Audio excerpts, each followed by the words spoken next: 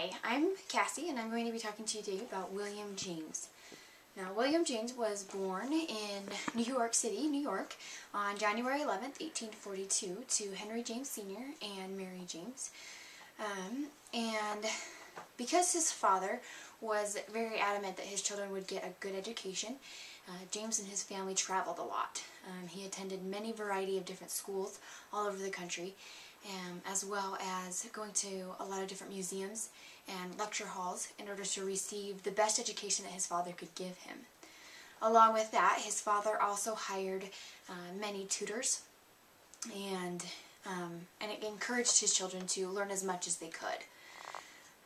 In his late teens, James decided that he wanted to study painting, and that he thought he had some talent in that area, and so he went and talked to his father. However, his dad was not very happy about it. He wanted James to study chemistry instead. But after some persuasion, James's father allowed him to go ahead and study painting with William Morris Hunt. And after about a year of studying with Hunt, James then decided he didn't have any talent for painting, and then he decided to enroll in Harvard University as studying chemistry, like his father wanted him to. Some people say that he ended up doing this because he felt guilty about not following his father's will, but nonetheless he decided to enroll in Harvard. He then decided to go into medical school. After about a year of medical school, he went on an expedition to Brazil because he felt like medical school just wasn't for him. And so he ended up going down there. During that year that he was with that expedition, he suffered a lot of severe depression and came home early and enrolled back into Harvard Medical School, where he eventually graduated. His health was never very good.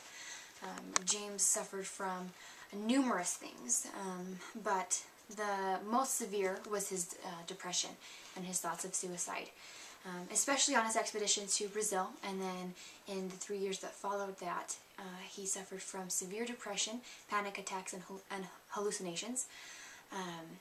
And in order to kind of cope with them, James didn't really talk to anybody about it. He mainly just read a lot and wrote in his journal. He began to feel like these diseases and stuff that he was having, these mental illnesses that he had, were genetic, and so he just kind of poured himself into his journals, trying to sort through everything. In April 1870, he came across an essay by Charles Renouvier, who explained to him that, in the essay he explained that that basically you have a choice in what you feel, and you have a choice to, the quote says that free will was no illusion, and that he could use his will to alter his mental state. And so that gave James hope, and he began to kind of overcome these mental illnesses. And then also out of that grew his love and the study of philosophy for him.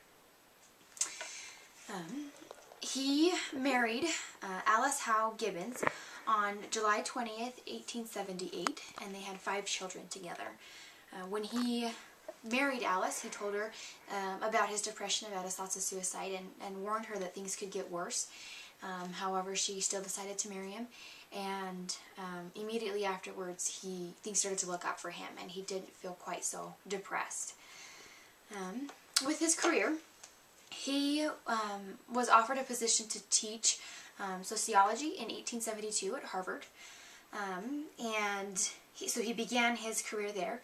He then, in 1879, was made the assistant professor of philosophy, and only 5 years later, he was made the professor of philosophy at Harvard.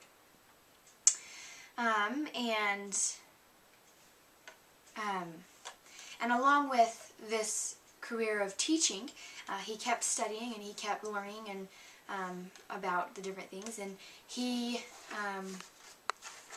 began to kind of get interested in the theory of pragmatism. And this theory was initially started by Charles Sanders Peirce, and Peirce kind of says that James kidnapped the idea from him in a way. And although that Peirce started this theory, James took the theory and he expounded on it and added his own ideas, and then he is the one that actually made it popular. He kind of gave it some life and helped people to understand it better.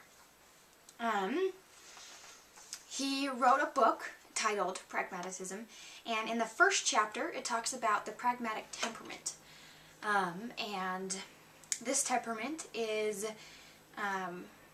he discusses it in this, and he talks about how those who have this temperament have scientific loyalty to facts, but at the same time they have confidence in human values and spontaneity, whether it's religious or romantic. So as a teacher, trying to instill this philosophy into a classroom, a teacher would most likely have the attitude of knowing the facts, but then understanding that their students need an environment where they can learn and discover those facts for themselves, and that they will kind of be somebody to kind of like just aid them and help them in any way possible, but they won't force things on their students. In his second and sixth chapter, James discusses the relation to truth that pragmatism has. And he discusses how an idea is true if it works in our lives, and an idea is false if it doesn't. In this way, a teacher can apply this into a classroom by setting up an environment where his or her students have the opportunity to explore different areas of truth. They would be able to participate in different activities and discussions that would give them an opportunity to decide what truth is for themselves. And in conclusion, I would just like to say that I don't necessarily agree with every aspect of this theory, but I do understand the importance of being able to decide for yourself whether or not something that you're learning is important to you. I do believe that whether or not a student believes that the knowledge is important greatly affects how much they learn and how much they retain. And so I do believe that it is important to create an environment where your student feels safe to learn and where he or she wants to learn and to experience those things that would bring them closer to the knowledge that they're gaining. So, thank you, and I hope you have a good day.